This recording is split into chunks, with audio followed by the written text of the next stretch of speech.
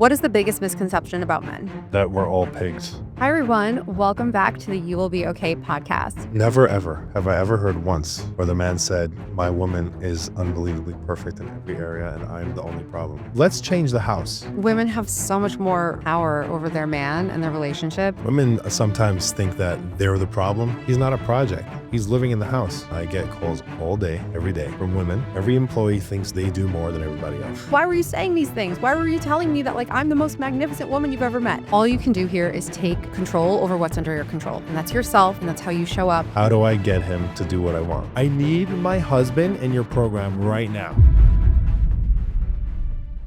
Hi, everyone. Welcome back to the You Will Be Okay podcast. Today, I'm talking to Jon Shetrit. He is a fitness and mindset coach who works with men to help them actualize their potential and become the men that they've always wanted to be. He is also the creator of a new program called Alpha Dad, which helps men actualize their potential, become better partners, and better fathers. Welcome to the show, Jon. I'm so excited to have you. Great. Thanks for having me. Of course. That sounds great. I have to actually make sure my company does that. Well, I think you do. I think that what you're doing is so necessary and so important. What is the emotional component behind that? Because it's not just physical. If it was a lack of knowledge, we would all have six packs. We would all be in perfect shape. Okay, eat less, exercise more. What's the problem? But there's such an emotional component behind it. So did you recognize what that was? And were you working with these men on what is the emotional attachment to food? Why are you binging on pizza and candy all day? Yeah. I mean, to this day, it's like everyone has the thing that pushes them. Mm-hmm. You know, what is it that pushes them? Some people, it comes from a healthy place, and some people, it comes from an unhealthy place. Just this morning, I bumped into a friend of mine who he's like, my whole life I thought I was bullied by my friends for being overweight. And he's like, I actually realized I've been bullied by my parents my whole life. And to this day, we joke around and he's always going up and down, but it's in him. The demons are in him. Mm-hmm. And he's trying to look good, maybe for business or for his wife or for his kids, but really there's a hole inside them. Mm-hmm. And they don't feel like they're good enough. Yeah. And that feeling it's a dark feeling. So it's good sometimes when it propels you to exercise and to do weights, to feel good about yourself. But the truth is that if you don't address that voice, it's never going to be enough. Mm-hmm. And even if you have a six-pack, how many people do you know that are beautiful? And when they look in the mirror, they just see the ugliest person ever. I mean, so many people, unfortunately. Yeah. It's all emotional. The entire component is emotional, which is why the mindset for me is everything. Exercise is, it's the mind. That's where I live. Yeah. So would you say that the biggest struggles that you're seeing with the male clients you work with is that feeling of I'm just not good enough? What would you say the biggest emotional mental health struggles that you see are? It always starts with, I want to lose 30 pounds. I want to get in shape. Why? Mm-hmm. Well, I'm a little overweight. Okay. Why do you want to lose 30 pounds? Mm-hmm. Within 2 minutes, it always goes into a story. And the story has nothing to do with weight or weight loss or their doctor or how they feel in their clothing. Never. It's never about that. There's a story and there's something inside them that wants to get better. And the easiest place to go is weight loss. It's obvious, but it's not that. And the weight loss is just a trigger. It's like a spark. You start feeling good about yourself and then you start believing in yourself. Mm-hmm. Like yesterday, I saw this woman. She comes over to me. She was like, oh, I see your videos sometimes. I need to lose 50 pounds.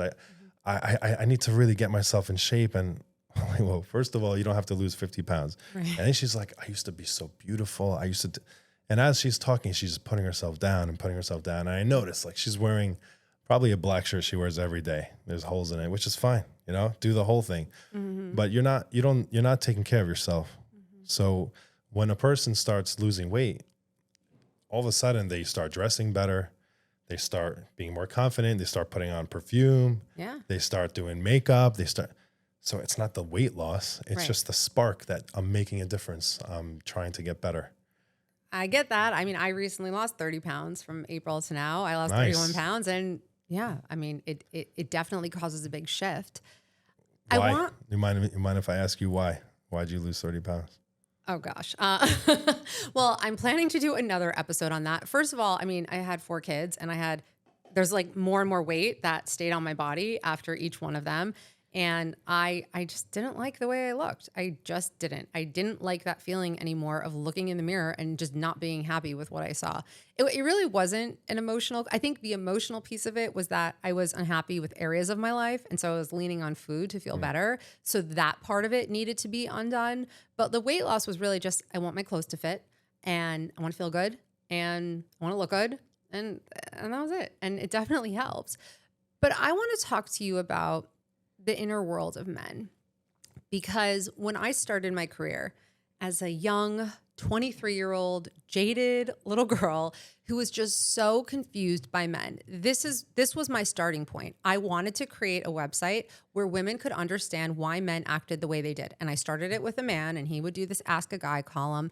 And that was the starting point for me in terms of feeling a bit more empowered, because I didn't understand men at all. And I would constantly be confused by their behavior.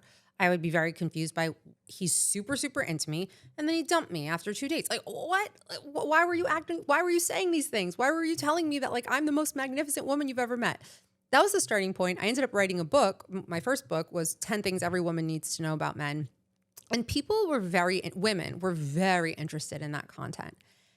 And then there was a shift. And I feel like there has been a lot of anger directed at men for their behavior, for the ghosting, for the not wanting to commit, for being confusing, like being so confusing. So I really want to get into some of the psychology of men, because I think this would be really helpful. For one, what is the pressure that men face that women might not realize men are dealing with? Yeah. Well, it's a loaded question, but it's such a smart question. Women sometimes think that they're the problem. They don't realize that aside from all the issues that a woman is complaining about to her man, she doesn't realize that he has a whole list of issues that he's complaining about to himself before she even starts. Men already are their biggest demon. We kill ourselves, and we always feel like we're not enough. There's always this guilt that weighs on us all the time, and we know what we're capable of. And every time we yell, we feel bad for it. And every time we oversleep, we feel bad for it. And every time we don't show up and we see somebody else making money, it crushes us. And every time we see somebody else who's sexy and built, it crushes us. And when we don't talk nicely to our woman, it hurts us.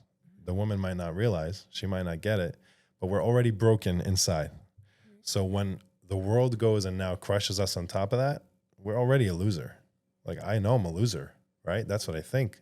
So if the world tells me I'm that, forget it. Like, there's no coming back from that. So when a woman, she thinks, sometimes a girl thinks, if I just yell at him for what he did wrong, he's going to learn, right? Yeah, that always works. I told you to take out the garbage. You didn't take out the garbage. You're a piece of garbage. You don't do anything around the house. Boom, it goes into this whole thing, right? And now the guy's like, yeah, she's right. I'm a loser. And guess what happens? He doesn't say, you know what, honey? I'm a new man. He goes into the closet. He puts on a suit and a tie, and he's like, I'm going to start taking out the garbage. He starts doing the dishes. I'm going to start. That's not what happens. He goes into the bathroom, locks the door for 3 hours, and just wastes his life away because he feels like a loser. So if a woman understands right away that there's a tendency for men to be very hard on themselves, at that moment, the way she communicates to him changes because the guy's bleeding out and you're about to stick another knife in him. You know, that's not to say that it's an excuse. He could do whatever he wants. Just give yourself a moment to recognize that the man, if you're disappointed in him, he's probably disappointed in himself.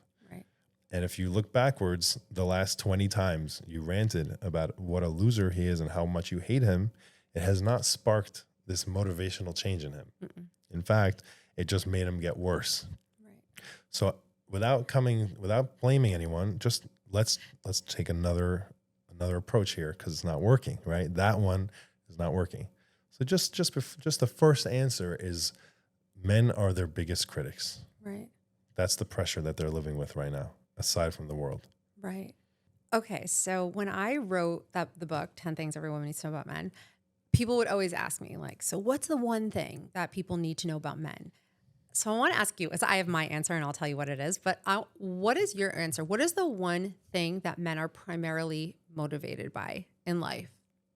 What would you say? Respect. respect, and just respect that's deserved. Yeah. But it comes back to just feeling the respect means I'm doing something right. So that feeling like a proud little boy, Yeah. that's when you're little. And when you're older, it's the same thing. Right. You want to feel respect that you deserve. I mean, think about it. There's nothing in the world that men go for more than ego. Wars, millions of people are killed over ego. Yeah. And all the money in the world could be spent sometimes in a lawsuit that is going to ruin you, but you have to, because you have to bury him because he hurt you. Yeah. So you will kill yourself and ruin your entire family just to get back at the guy, right? That's the dark side of ego. But it comes from men want to feel like we're good enough. Yeah. So our poison is just a little bit of admiration, Right. especially from the people we love. Oh, so I got it right. Oh, you just framed it differently than how I did. I always say men are primarily motivated to feel like winners. The worst feeling in the world for a man is feeling like a loser. Yeah. And if he is dating a woman, and she could be incredible, she could have everything going for her, but if she makes him feel like a loser, if he feels like I'll never be able to make this woman happy, she will never be happy no matter what I do, he's not going to bond with her and he's not going to want to be with her. Men need to feel... I mean, obviously you're more of the expert than me. Men get so mad at me when I talk about this because they're like, who are you to say? I'm like, I have interviewed like thousands of men. This isn't coming from my head. This is coming from their head, and I'm just relaying it. But men need to feel like they are having an impact on the world. Like their efforts are are making a difference. Like they have a mission in the world and they're pursuing that. Would you agree with that? Absolutely. Yeah. They want to be the king of their household. Yeah. They want to feel like their opinion matters.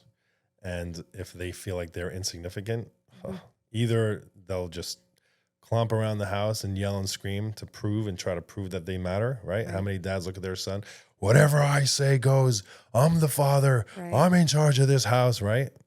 Why is he doing that? Because he feels like nobody cares about whatever he's saying. Yeah. It doesn't work when he says it like that. Right. But if a guy's wife or girlfriend would just realize, instead of me looking for the things that he's doing wrong, let me tell him something he's doing right. But I don't want to reward him for bad behavior. First of all, he's not your little pet mouse in the box, all right? It's not a reward system here. Right. He's not tapping a lever and getting a treat. But Pavlovian conditioning for your man, if only it was that simple. Yeah, it could be, but not, but talk about what he's doing right.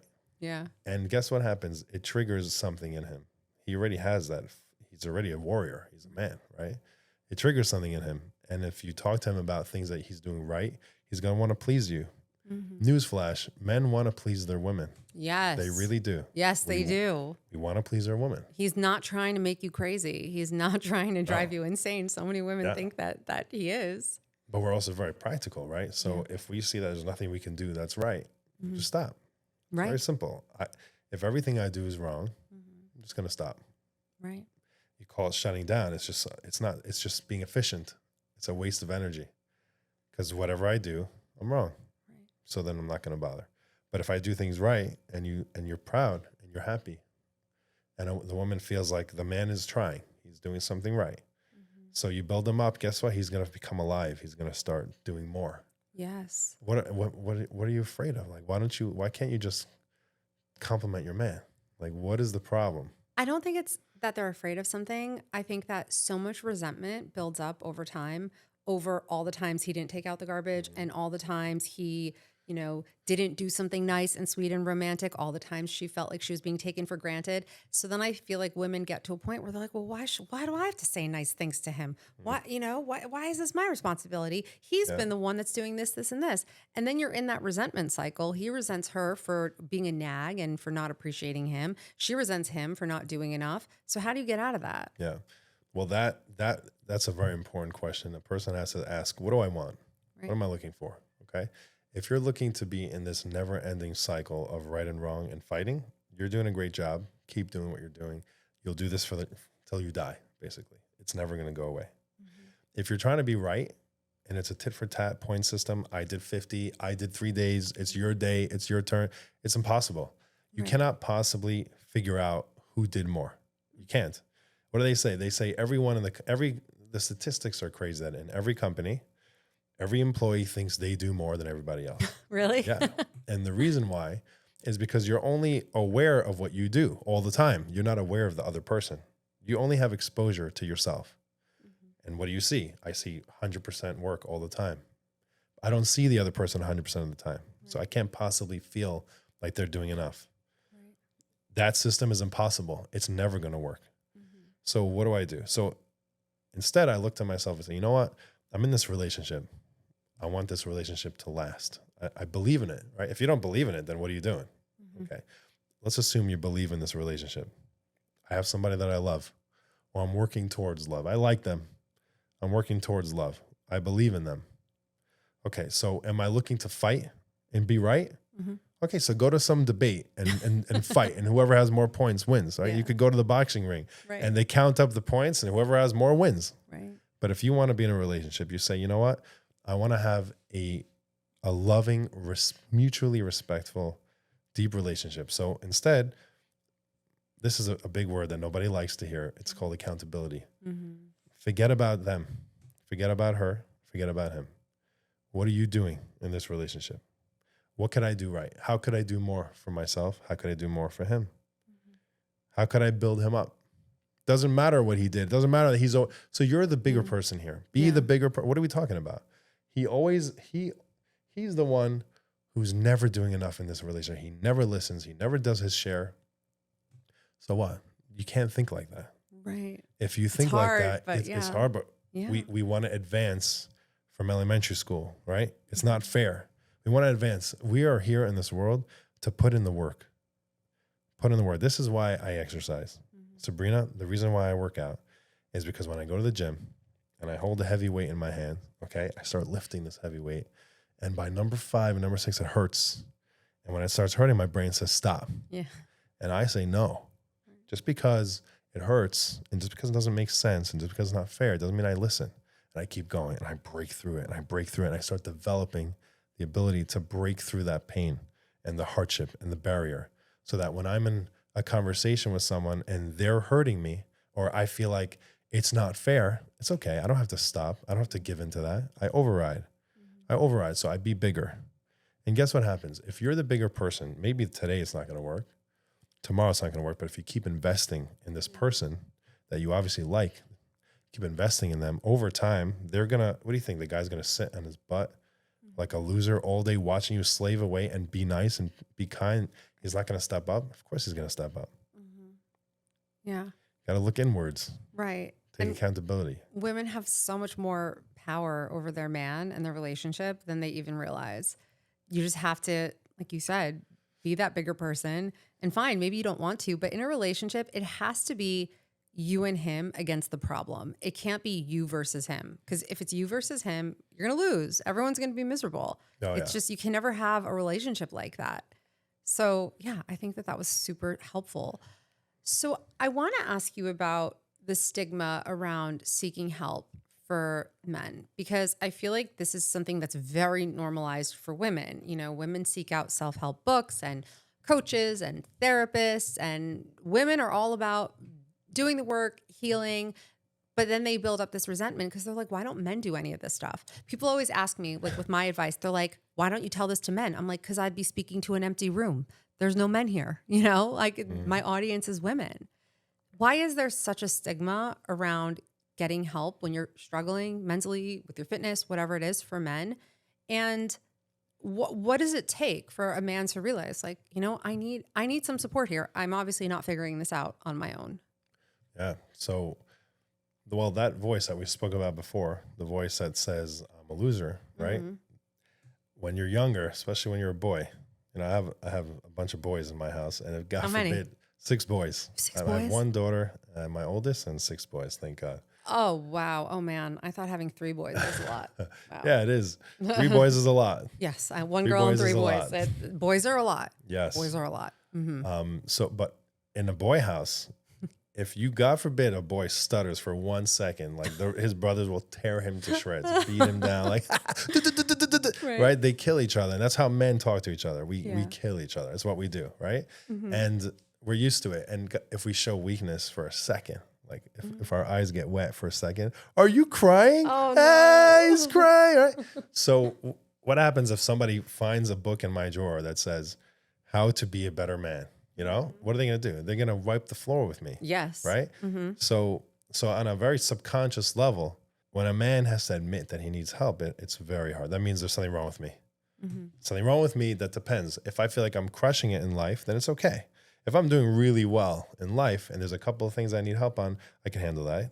But if I feel like I'm not doing great in life and now I have to admit that I have problems by taking that step and buying a book or going to a course that's going to make my marriage better or help me learn how to make a living or help me learn how to lose weight, I can't admit that. That's very hard to admit. So It is. It almost seems counter to like what we were talking about before, the nature of a man, which is to feel like a winner, to feel like, I got this. of course, Handle I don't I'm the need you. man. Dude, I don't need, you know how many times people say to me, I don't read self-help books. I pound these books, by the way. I love them. I listen to them in the gym. I listen to hours and hours of podcasts all the time. That's amazing. I run to podcasts. I read books. I can't absorb enough, right? Right. You know, people say to me, I don't do these self-help stupid books. I'm like, you mean you don't work on getting better? Right. You just want to be as is, and pretty much it's not that good. I see it right now. Right. And you're telling me that's the rest of your, like, what does that mean? So the other side to it is everybody needs help, right? You don't know when to push the gas until the light turns green. That's help. And when you're on a roller coaster, they buckle your seatbelt in, right? I don't need help. I'm good. You're going to go flying, buddy. You need help, right? Everyone needs help. Everyone. You can't move without the help of your car. Right. So once you recognize that everybody needs to get better, there's nothing wrong with that. If you recognize that, it's okay. And yeah, build that confidence. And they will make fun of you, and that's okay. But what that means is that they're very impressed that you have the balls to say, I could do this. And they can. So they'll put you down to make themselves feel better. And you have to be able to handle that. There will come a cost to being humble. You have to humble yourself. But you will get better. You'll get stronger. And you could either be wiser and smarter and humble, or you could be haughty and alone and dumb. Right.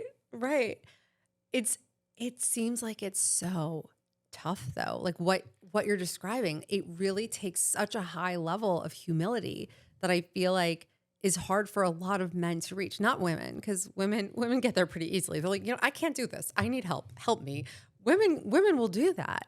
And the ones who don't, I mean, I see women who come to me after years and years and years of trying to do it alone. And that is, it's a big, big mountain to climb. Yeah. So let's say, since women are so much more oriented on actualizing potential, and a woman is with a man and he either needs to get in shape or get his head together or get out of his depression, what can you do to encourage that without making him feel like a loser, God forbid, because we know that men are allergic to that feeling? How do you do that? How do you do it right with the right finesse? Mm-hmm. I love that I'm the expert here, you know? Listen, I'm not the expert. I'm not an expert. I've been working with people for 20 years. Right. And I see what works. I see what doesn't. I've seen divorces. I've seen remarriages. I've seen families fall apart, and I've seen families build. So over the 20 years, you learn a lot, you know, and what we're talking about here is just what I've seen, what I see. And that makes you an expert. 20 years of seeing things makes you an expert. I hope so. And I hope I could live up to the standards that we're discussing here. Yeah. I think it's important for a woman to recognize and realize that her man is not her child. Yes. Okay. Let's just let that resonate for a second. Your boyfriend is not your baby. Yeah. He's not your son. Right. And you're not his mother. Right. Just get that clear. Yeah. That's number one. And as long as you don't know that, this relationship's going to be very frustrating. Yeah. Because no man wants another mother. He's got one. You know what I mean? And there's nothing worse than having two. Right. And when your wife or your girlfriend treats you like a baby, I mean, that kills all the attraction. Like that's it. There's nothing sexy about that no vibe. way. And if it is, you got a big problem. You know what I mean? Like Yes. you're not in the right country. So, Right. So just number one, like he's not your project. Okay. Maybe women like having a project. Some That's women fun. do. That's yes. great. I was that woman once upon a time. Okay. Yeah. So I mean, if you want a project, then you have to understand the weight that comes with. There's a cost there, and you're gonna have to put up with that. Right. You can't be frustrated when your project acts like a baby, because that's the project that you took on. You know, if you want a relationship, then you're not there to save him. Right. or to build him. And if you do, he's not doing it anyway. It cannot come from you. No. Okay. You can't want it more than he does. Right. Exactly. Sabrina, I get calls all day, every day from women. Hey, hi, Jon, I've been seeing your stuff and I see your I need my husband in your program right now. Okay. Could you please call him? I'm like, no. No. Yeah. Could I sign him up? Nope. What do? Tell him to call me. Could you call him? No, absolutely not. Why? And they get very frustrated with me. Well, I hear that. I hear that. Could you just text him? Nope. Why? Because it has to come from him. Listen to these words. Right. It has to come from him. I appreciate the call. You're an amazing wife. I tell them, you're an amazing wife, by the way. You care about your husband, and I appreciate this call. And if he does reach out to me, I'll give a little extra attention because I see you already put in this work. But you cannot force him to do it. It'll never work. It might work for a month or two, or you said you used to take on projects. How long does that last until you want to run for your life? Oh my gosh. No, I think actually eventually the projects ran from me. This was in my very much sloppy era. It's something that a lot of women do where you meet a guy and you're like, oh, he's great. I feel chemistry. I feel the butterflies. We align. But like, all right, he's like a little bit depressed right now. He's emotionally avoidant. If I just love him enough, then he'll realize I'm the woman for him. But that's not what happens. You loving him so much makes him feel like a loser. It makes him feel like a loser. You're trying to comfort him and be there for him. I had one guy who was so depressed. He had no job. I was doing his resume for him and applying for jobs for him because I was like, well, if I can help him and prop him up, then he'll become the man I've always wanted him to be, and then he'll give me the commitment I want. That doesn't happen. Instead, they are with you for a time. It feels good to have someone there, but they don't like the way they feel around you. Like they don't like the fact that you reflect back what a loser they are to them. And then someone shiny and new will come along and they'll leave and they'll upgrade, or they'll just stay in the same toxic patterns that they've been in. But trying to love a man back to life is not going to get you his love and his loyalty. It's just going to make you a doormat who gets taken for granted, and you're probably going to end up heartbroken in the end. And I had to relive that cycle several times until I looked inward and was like, what is this fixation with like saving broken people? Yeah. And I realized I'm kind of the broken person that needs to be saved. And that's when it all shifted, when I realized I need to get to the root of my issues, because I'm never getting married at this rate. If all I'm doing is looking, if I'm acting like a rehab center for broken men. So that was a real turning point for me. But it took me dating for my entire 20s, the entire decade, to realize that. That's big. That's a big move to reflect and to be like, what am I doing? Mm-hmm. It's not a crazy thing. Meaning when a woman sees something in a man, she's not wrong. Yeah. It's a beautiful quality. Yeah, and women manifest potential. Like we see it. Yeah, and she's right. Mm-hmm. There is something powerful. There's something very powerful in there. Mm-hmm. But he may or may not be able to actualize it. And what happens is in the beginning, the woman's like, it's so mysterious. Who is this guy? He's bad, but there's something deep in there, right? And they're hoping they could access it and make it flourish. So in the beginning, it's like, it's exciting, it's loving, but then it turns into resentment, and then it turns to just constant anger. The guy's consistent. I mean, I'm like, yo, the guy's doing exactly what he did the whole time. You're the one that's getting frustrated now. So trying to force him to be the thing that you want him to be will never work. Yeah. Never. So what do you do then? So what if you find yourself in a relationship where you see something in your partner, you believe in him, you love him, and you want to be a good partner for him? Mm-hmm. You see what I said? Not, I want him to become what I want. No. That's not the word. Mm-hmm. It's not, I want him to be the right man for me. It's how do I become the right partner for him? Mm-hmm. You hear that?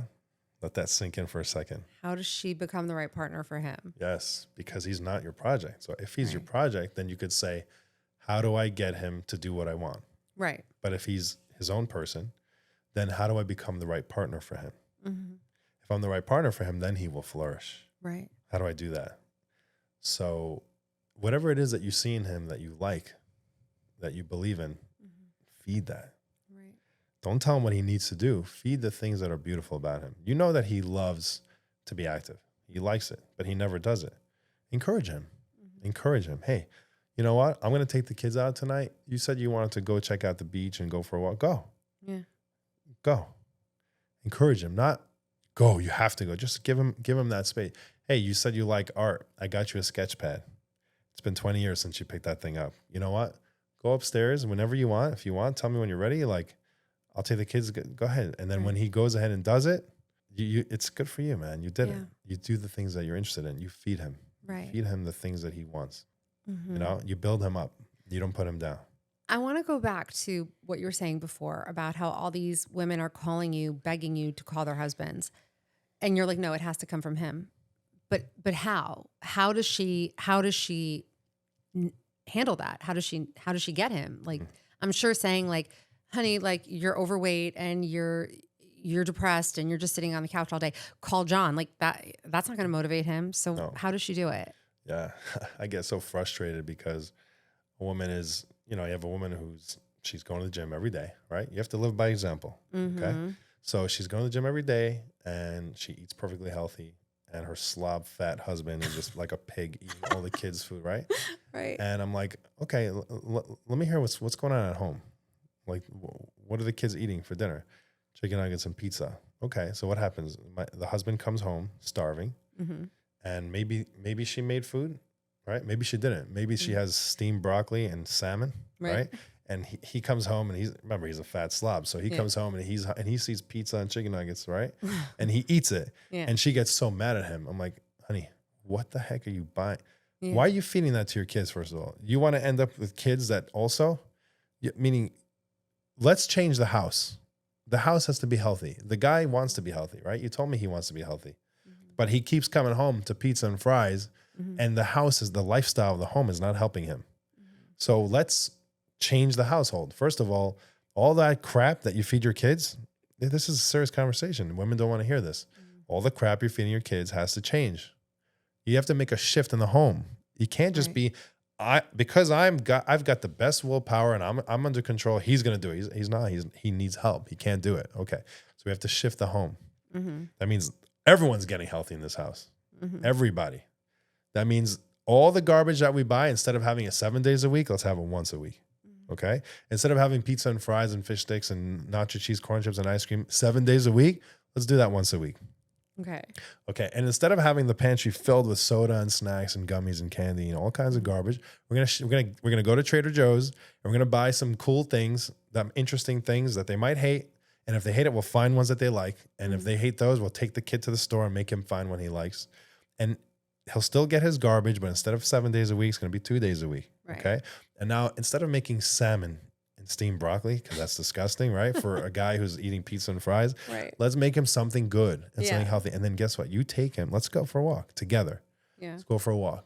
The shift in the home, it's coming by example. You want your family to be healthier, make your family healthier. He's not a project. He's living in the house. He needs the support. If you have broken stairs, he's going to fall on his face. So put in good new stairs and he's going to be able to climb them. He wants it, right? If he says, I'm not interested, I don't want it, then you unpack that. Okay, so are you telling me that, are you happy being on 3 pills a day? Like, do you want that? When the doctor says that your heart rate is getting worse and you have arrhythmia, do you want that? No, he doesn't want that. Do you want to become diabetic? No. Okay. Should we do this together? Right. Let's do it together. And now here's one more thing, because I know sometimes when a guy, he's married to a powerhouse of a woman and she's killing it. Like she goes running 5 miles, right? Yeah. And the guy, he put on his sneakers and he put on his sweatpants from 15 years ago and he put on his white shirt with a hole in it. And he went running for, I don't know, 1/10 of a mile. And he comes home and there's a big moment right there for this woman. How do you respond to that? Do you laugh? Do you say 1/10 of a mile? I just did 5 miles, because I hear women do this all the time, and they crush his soul on the spot. Oh yeah, that's horrible. That's his flame is gone. Yeah, gone. Yeah, you're a powerhouse woman. So what? You want him to build and grow, so just step out of yourself for a second and build him on his level. Build him up on his level. Right. And he's gonna be encouraged. And you think that making those physical shifts, like just him starting to eat healthier, starting to move his body a little bit more, will also then have a shift on the internal, like on him showing up as a better father, a better husband, just in general? Like, do you think that it always comes from the outside in, or is there also like, no, sometimes it needs to come from the inside out? Yeah. So in this particular example, it's not just the fact that she's changing the home physically. Mm-hmm. She's making a change in how she's communicating in the house. She's realizing that she also has to be responsible for this home, right? If she's shopping for the family, then her choices make a difference in the family, right? She's trying to communicate with the man in his world. So in this example, it's not just physical. She's understanding him. She's trying to understand from his shoes, what is his test? What is his situation when he comes home? How is it? Is it easy for him? Is it hard for him? Am I making it easier for him, or am I making it hard for him? And then when he's starting to make these tiny little baby steps forward, how do I respond? Do I respond by putting him down? Mm-hmm. Do I compare myself? Do I call him a loser? Do I tell him that he's a joke? Like, you have to do way more than this. You went on a 5-minute walk and then you came home. Like, you're gonna die. That's but if I build him up, am I building him up? Right. I build the man up. That is not a physical shift. Right. That is 100% emotional. And now he has a safe home, and now he feels like I could do this. It's easier. He has a support system at home. He sees his kids, everyone's in it. And you know what starts happening? I see this in my home all the time. All the kids are into it. They all start tracking their steps, and they all start eating more protein, and they all start getting more positive. Yeah. It's a change in the shift. It's a change in the whole mindset. Is that why you started Alpha Dad? Because of that impact, that just the father of the house shifting? Now it trickles down to the kids, and everything, everything changes, like for the future generations, for him. Is that where that came from? Yeah. So I have a friend of mine. He's a psychologist, and he told me that whenever a new patient tries to come to see him, the first thing he does is he asks them if they exercise and eat healthy. Okay. If they do not exercise or eat healthy, he doesn't see them. Wow. Interesting. Yeah. Why? Because this is our life. Our physical bodies and our habits is our life. And then the mind, you can't work on the mind if you're not taking care of yourself. There's nowhere to start. You tell me that you're depressed and you're suffering from depression, right? But you don't get up in the morning. You don't even move. You're eating yourself to sleep. You wake up with acid reflux. You're watching TV. You're eating ice cream. The next morning you come in late. You have heartburn. You feel terrible about yourself. And now you want to come to me and tell me you have trauma from when you were 3. Right. Like, your whole life is a disaster. Yeah. Okay. So why don't we first get you in order? So when I started to work on this for so many years, I'm like, okay, I got 20 years of experience. I've seen all the ups and downs, what breaks people, what makes them. And I built this program. It's a very cool program. And I take the three most important things, which is your physical body, your eating habits, and most importantly, your mindset. And I make this not so that it's a 6-week program. And after the 6 weeks, you're not ready to climb Everest. But after 6 weeks, you change the trajectory of your life so that now you can make it to the top of Everest. Right. So when you alter your lifestyle, that means you start moving a little bit. You start breathing. You start moving your arms. You start moving your legs. You start getting your heart up a little bit. You start remembering what it's like to have a body.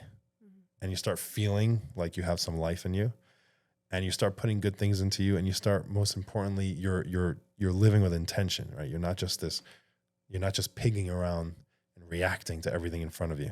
Like, you're not just buying everything that's in front of the what's the clerk over there, Right. all the magazines, the national. You're not buying all this garbage because it's in front of you. You're starting to live a life with a little bit of intention, and you're starting to think things through. You're starting to make better choices. And then when you start feeling good about yourself and you get dressed and you start showering more than once a week, right? You put on deodorant, you shave, you do your hair, you put on your makeup, whatever you do, right? You start feeling good again about yourself. And then you start having energy, and you start, wow, you know what? I could do more. I could go to work a little earlier. I could sleep a little bit better. And now you actually have a clear mind. Now you could start focusing, what do I really need to work on? And now the issues, the traumas and the pain and the relationships and the money issues and the kid, you could start seeing clearly. So this program, I had to build something that a person can just reset their life, and make it easy, make it very easy. Yes. It's got to be easy. Yeah. It's got to be easy. Low barrier to entry. It's got to be very easy. Low barrier to entry. Yeah. I mean, honestly, people become their own biggest barriers to entry because we're scared of change, because people don't realize that our brains are not wired to make us happy. They're wired to keep us safe. And what's safe is what's familiar. And so if I've always been this way, if I don't exercise, I feel this way about myself. These are the thoughts that I think every day. These are the meanings I ascribe to the things that happen.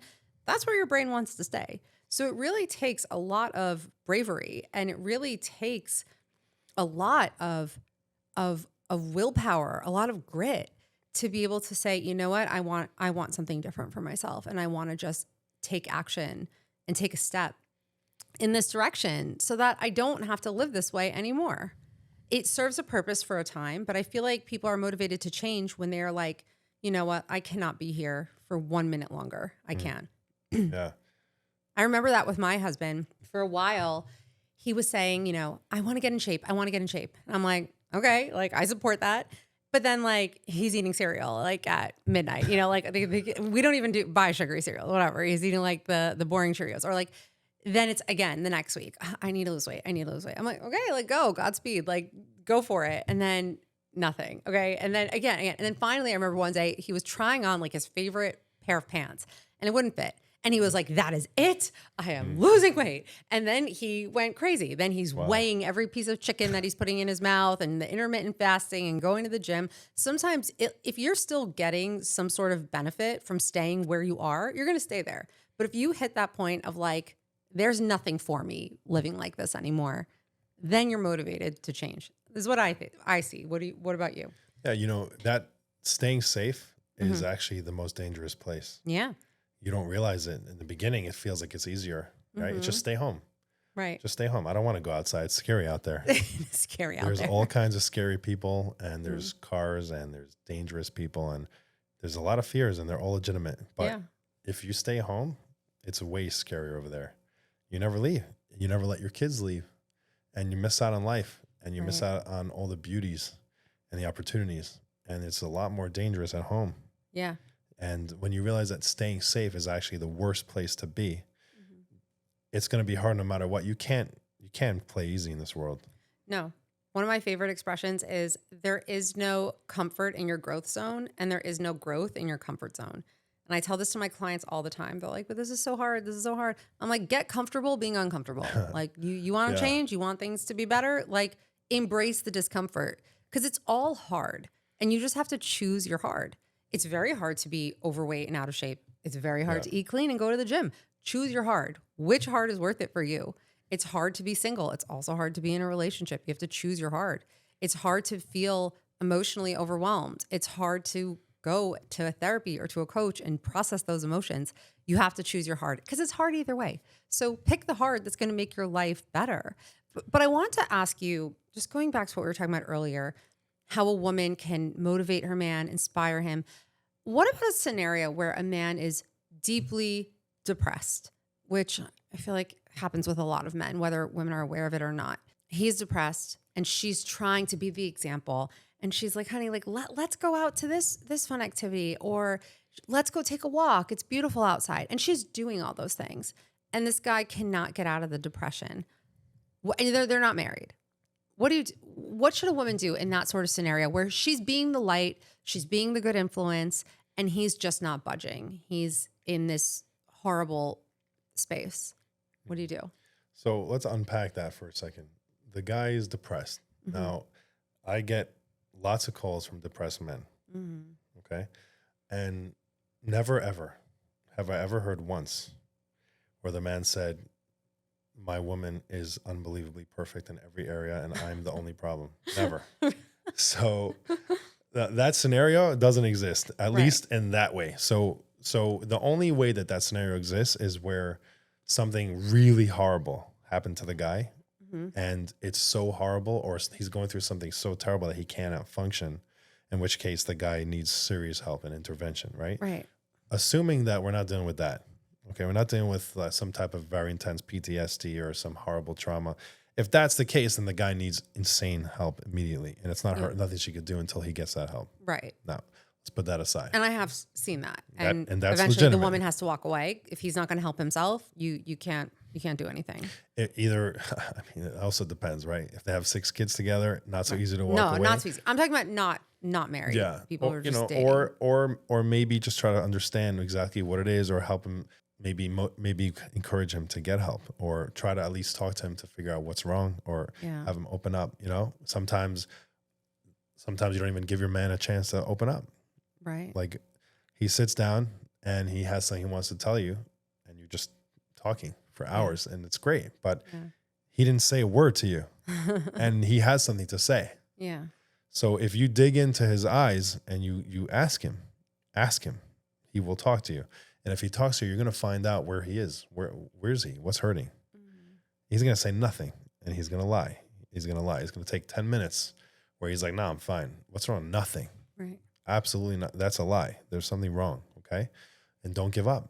Right. Pretend it's your kid. It's not your kid, but you would not give up on your kid, right? Right. Dig. What's wrong? You're down. You're not the same. There's something going on. Talk to me. Let him open up. See what's going on. And then once he opens up, maybe you could figure out, okay, we need to see, there's a serious issue. Let's talk about it. In the other scenario where it's not a deep, insane trauma and he's not debilitated and paralyzed from some type of pain, the woman is in this la la land world where she's doing everything right and he's just depressed. But maybe that's not exactly the case. That means it's possible that maybe I would be talking to this guy and he might have a different story. You know what I mean? Like, maybe in her world, she thinks she's doing everything right because she's doing everything that she thinks she should do. Right. But not always do I know what my partner needs. So just because I'm doing what I think they need doesn't mean it's exactly what they need. So once again, communicating with this man, what is holding you down right now? Give him a chance to actually open up and express. I cannot imagine a scenario where the guy is just like, he's going to have words to say, right? The guy will tell you what's wrong. Either he has, I'll give an example. Okay. I had a couple in my office, and this woman was complaining that this guy doesn't want to work. Okay. Doesn't want to work. And she was telling me everything that she's doing that's just amazing. And this guy he doesn't want to do anything. Okay. And the point of the story is that when she walked out of the room, and then he started talking to me, he leaned in and he turned on, and all of a sudden he started telling me a whole nother story. What was his story? His story had nothing to do with her. It had to do with, whether or not anything he does is not good enough for her. And maybe it was obvious, though, that the world that she was living in is not the world that he was living in. Right. And there was just a huge communication gap. Why is that, though? Why are men so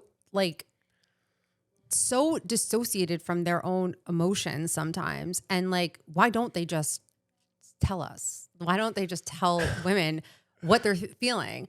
I mean, actually, no, I want to hear your answer. And then I also have my thoughts. Men are not natural sharers. We don't talk. Yeah, we don't talk. Their brains are different. Yeah. I was on a bus once in another country that had segregated seating between men and women. And the women were sitting in the back, all right? Not that they should, but they were sitting in the back. And I was noticing that all the women were talking. Of course. Like, the bus was rattling in the back. Yeah. And none of the men were talking. It was like half the bus was banging and loud, and the other half was silent, you know? So men, we don't talk. Right. And we don't talk, and we just convince ourselves everything's fine. The reason why we convince ourselves everything's fine is because we're built for war. Right. So we just don't think anything's a big deal. Nothing. Like, our shoes on fire and we're wearing, it's fine.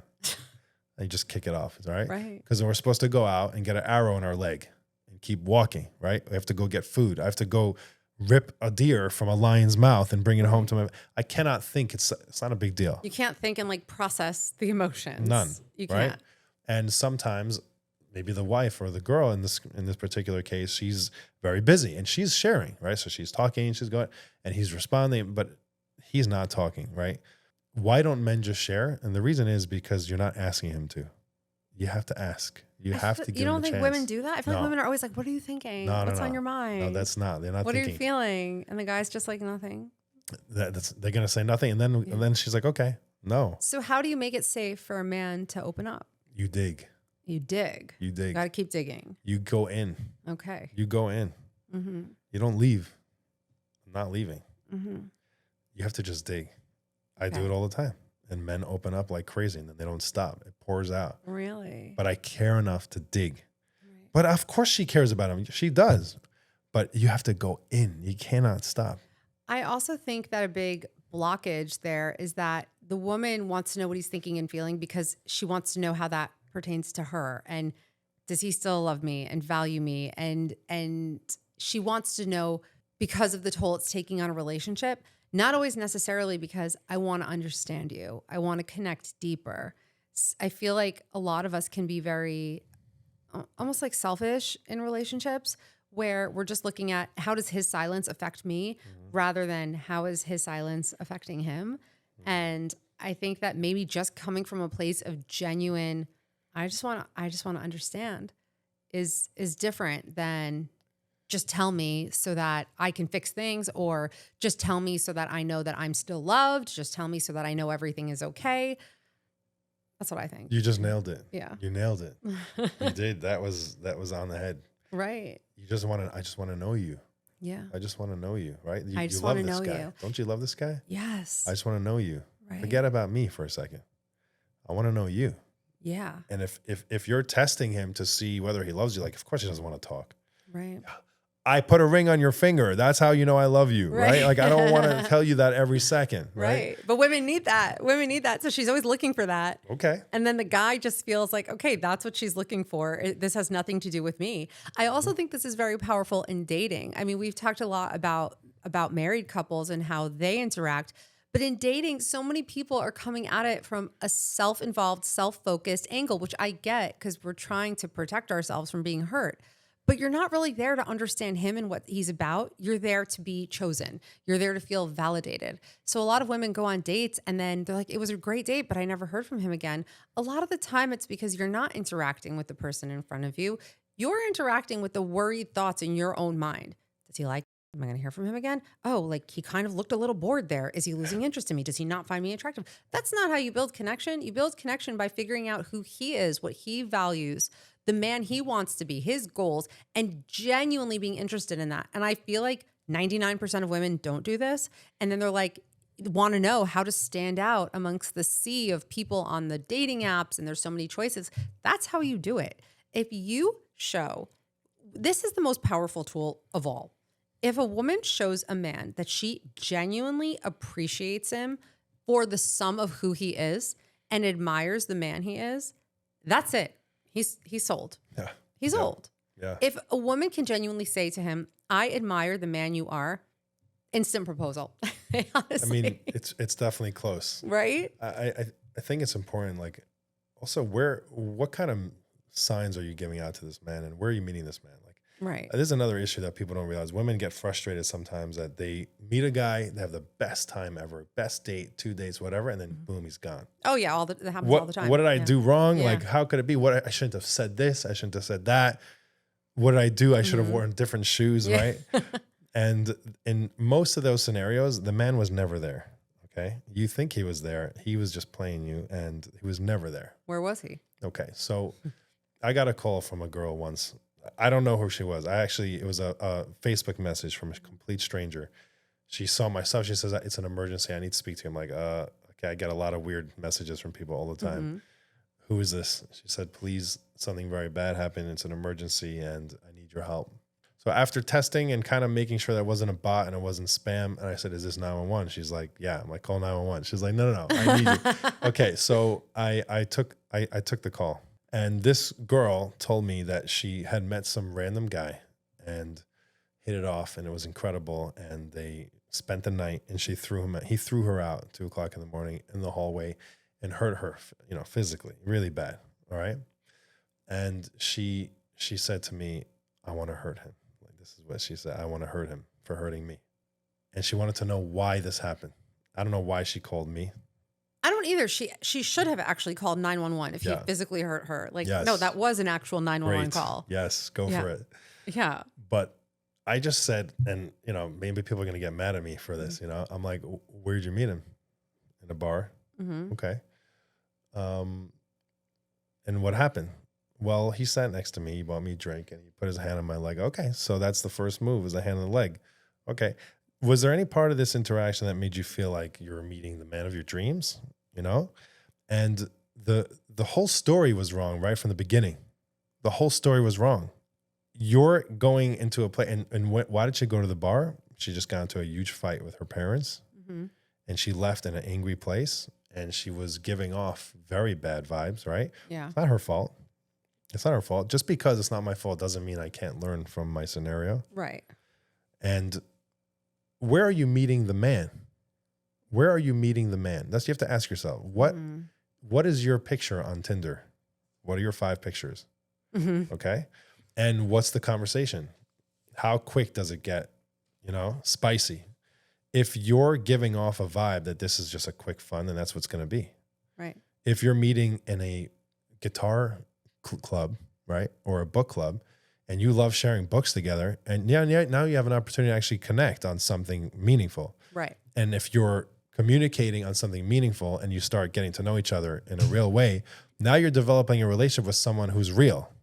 If you're just feeling that spicy, flirty, fun energy on some stupid interaction on a cruise ship at Manhattan at 2:00 in the morning, and you have the best night ever, and then after 2 days he disappears, like, honey, what planet do you live on? Right. Okay.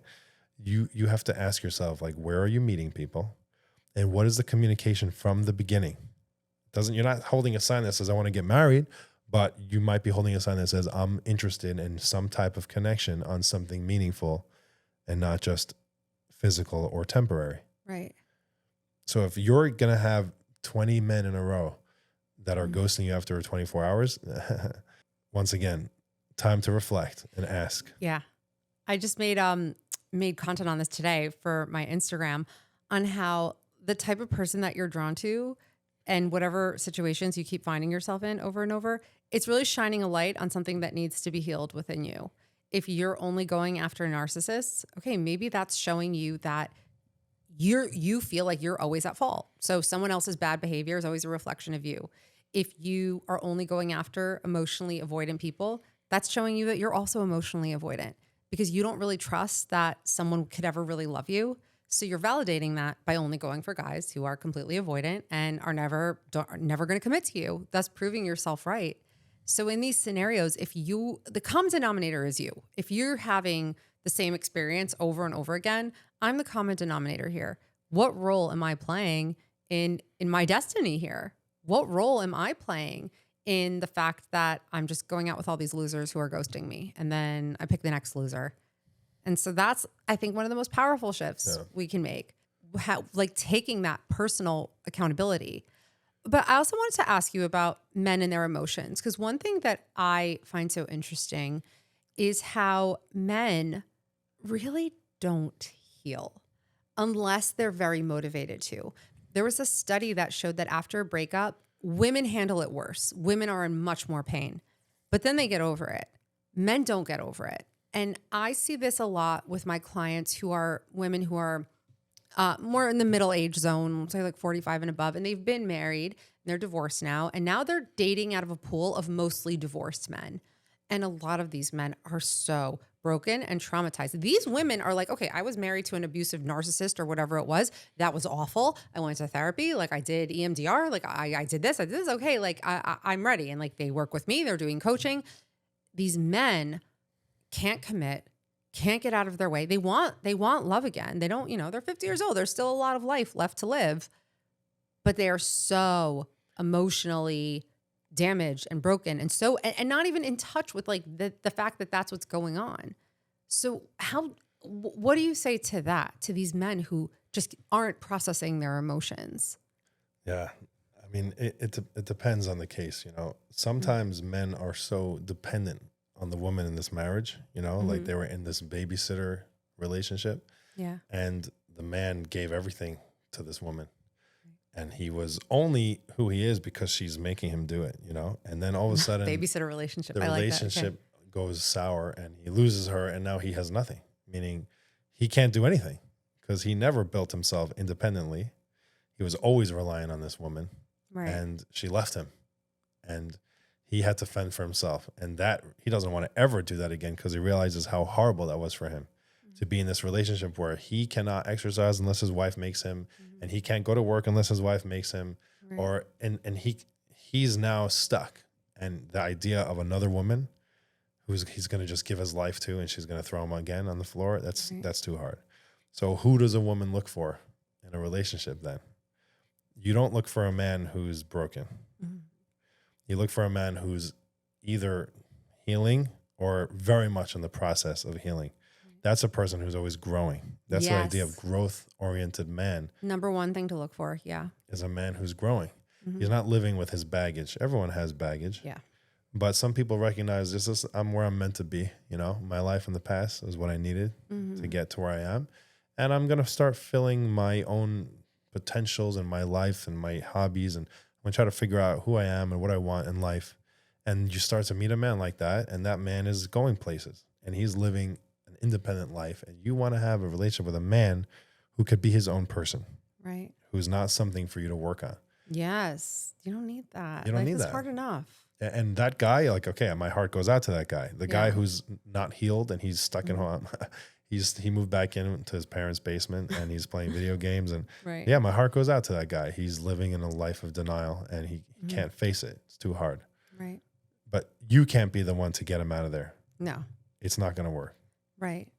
I love that. And I'll just add to that, that at the end of the day, you cannot control another person. There's a quote like, the only time a woman successfully changes a man is when he's a baby, right? Like you cannot change another person. All you can do here is take control over what's under your control. And that's yourself. And that's how you show up. And it's how you speak, because it's not what you say, it's the way you say it. And being your best self, because that often inspires the other person to rise up. And if they're not, then it's not your job to fix them and rehab them. All you can do is offer a safe space for him to open up, express his emotions, express what he's going through, and support that. And that's really all you can do here. And so that should be the focus. I do want to ask you some rapid fire questions Sure. though, before we wrap up. Sure. Okay.